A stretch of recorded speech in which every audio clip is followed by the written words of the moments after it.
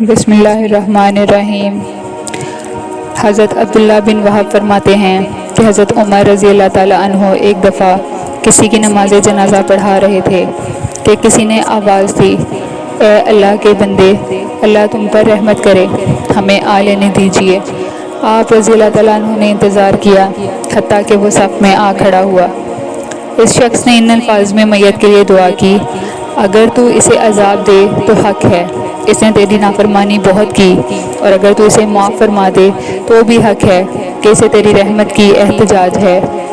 جب وہ میت دفن ہو چکی تو اس شخص نے پھر گفتگو کی اور کہا، اے قبر والے، تیرے لیے خوشخبری ہو، اگر تو سردار، خراج جمع کرنے والا، خازن، منشی یا نگہبان نہیں تھا تو تیرے لیے بہتری ہے۔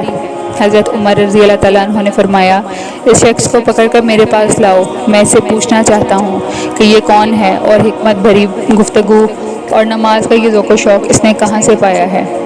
راوی کہتے ہیں کہ اچانک وہ شخص نظروں سے اوجھل ہو گیا۔ لوگوں نے جب ادھر ادھر دیکھا تو جہاں جہاں سے وہ گزرتا گیا گھاس سرسبز ہوتی گئی۔ یہ دیکھ کر حضرت عمر رضی اللہ تعالیٰ عنہ نے فرمایا، خدا کی قسم، یہ حضرت خضر رضی اللہ تعالیٰ عنہ ہیں جن کے متعلق حضور نبی کریم صلی اللہ علیہ وسلم نے فرمایا۔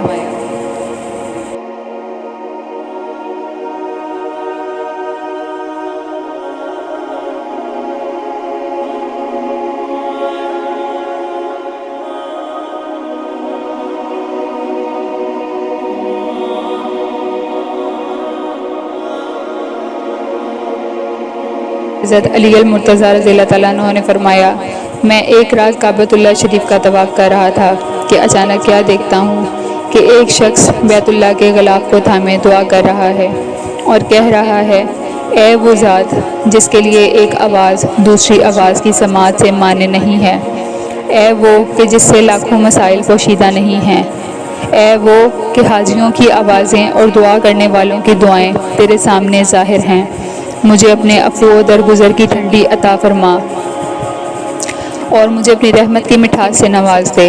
حضرت علی رضی اللہ تعالیٰ عنہ فرماتے ہیں کہ میں نے کہا، یہی دعا پھر ایک دفعہ فرمائیے۔ انہوں نے فرمایا، کیا تم نے دعا سن لی ہے؟ میں نے کہا، ہاں۔ فرمانے لگے، قسم اس ذات کی جس کے قبضہ قدرت میں میری جان ہے۔ حضرت علی رضی اللہ تعالیٰ عنہ نے فرمایا، دعا کرنے والے حضرت خضر علیہ السلام تھے۔ جو شخص بھی یہ دعا فرض نماز کے بعد پڑھتا ہے، اللہ تعالیٰ اس کے سارے گناہ معاف کر دیتا ہے، چاہے وہ سمندر کی جھاگ اور ستاروں کی تعداد کے برابر ہی کیوں نہ ہو۔ واللہ علم۔ حضرت ابو اسماعیل ترمذی اس حدیث کو روایت کرتے ہیں۔ محمد بن یحییٰ فرماتے ہیں، حضرت علی رضی اللہ تعالیٰ عنہ بیت اللہ شریف کا طواف فرما رہے تھے کہ اسی اثناء میں ایک شخص کعبۃ اللہ کا غلاف تھام کر کہہ رہا تھا، اے وہ ذات جسے ایک ذات دوسری ذات سے متاثر نہیں کرتی،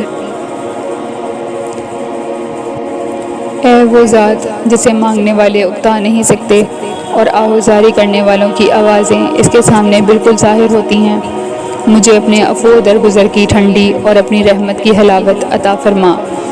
راوی فرماتے ہیں کہ حضرت علی رضی اللہ تعالیٰ عنہ نے فرمایا، اے اللہ کے بندے، اپنی اس دعا کا اعادہ فرمائیے۔ انہوں نے کہا، تم نے یہ دعا سن لی ہے؟ آپ نے عرض کیا، ہاں۔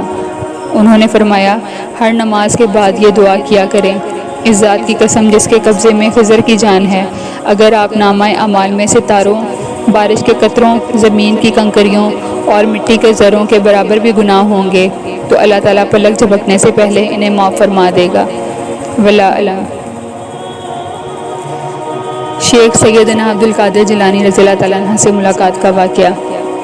غوث اعظم شیخ سیدنا عبدالقادر جیلانی رحمۃ اللہ علیہ دوران ریاضات اور مجاہدات 15 سال تک بغداد کے ایک برج عجمی میں بیٹھے رہے۔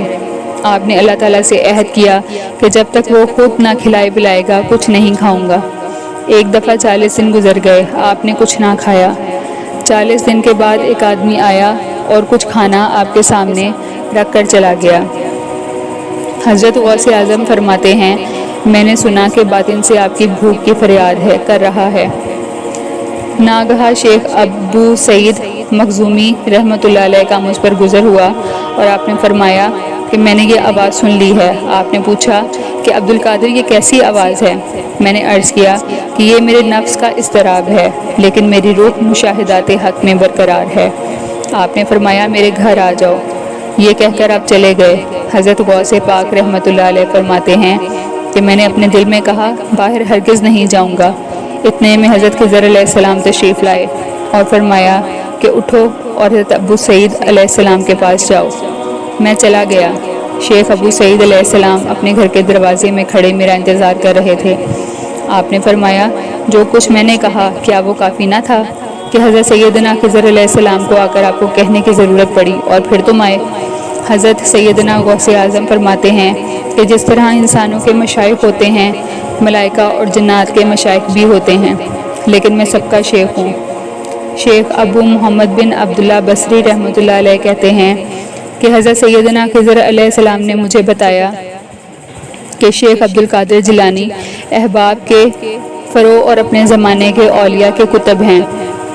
سیدنا غوث اعظم حضرت شیخ عبد القادر جیلانی رحمۃ اللہ علیہ فرماتے ہیں کہ ایک دفعہ میں سفر میں تھا کہ ایک شخص میرے پاس آیا۔ میں نے اس سے قبل اس شخص کو کبھی نہیں دیکھا تھا اور نہ میں اسے جانتا تھا۔ اس نے مجھ سے کہا کہ کیا تم میرے ساتھ رہنا چاہتے ہو؟ میں نے کہا ہاں۔ اس شخص نے کہا ایک شرط ہے کہ میری مخالفت نہ کرنا۔ میں نے کہا منظور ہے۔ اس شخص نے مجھ سے کہا یہاں بیٹھ جاؤ اور میرا انتظار کرنا۔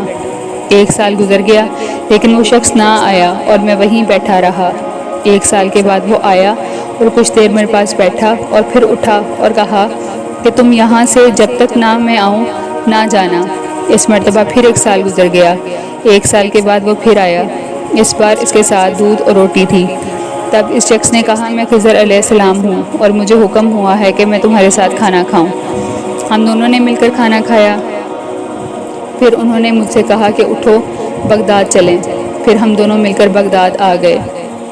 مناقبت غوثیہ میں ہے کہ ایک روز سیدنا غوث اعظم حضرت شیخ عبد القادر جیلانی رحمۃ اللہ علیہ واعظ فرما رہے تھے کہ حضرت سیدنا خضر علیہ السلام کا ادھر سے گزر ہوا۔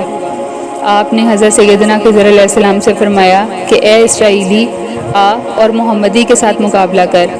حضرت سیدنا خضر علیہ السلام سمجھ گئے کہ یہ مقام جلالی ہے، اس لیے پیٹھ پھیر کر چل دیے۔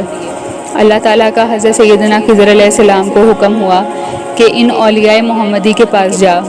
وہ حضرت سیدنا خضر علیہ السلام جن کے پاس حضرت موسیٰ علیہ السلام خود چل کر آئے تھے، وہی حضرت خضر علیہ السلام اب اولیاء امت محمدیہ صلی اللہ علیہ وآلہ وسلم کے پاس آتے جاتے ہیں، کیونکہ یہ ایک ایسا لنگر ہے جو حضور نبی کریم صلی اللہ علیہ وآلہ وسلم کی آمد سے پہلے کسی پر کھلا ہے اور نہ ہی کھلے گا۔ یہ ولایت محمدیہ صلی اللہ علیہ وآلہ وسلم کا سمندر ہے جس میں اولیاء اللہ غوطہ زن ہیں۔ امید کرتے ہیں کہ آپ کو یہ ویڈیو پسند آئی ہوگی۔ ویڈیو پسند آئی ہو تو ویڈیو کو لائک اور شیئر کریں اور چینل کو سبسکرائب کریں۔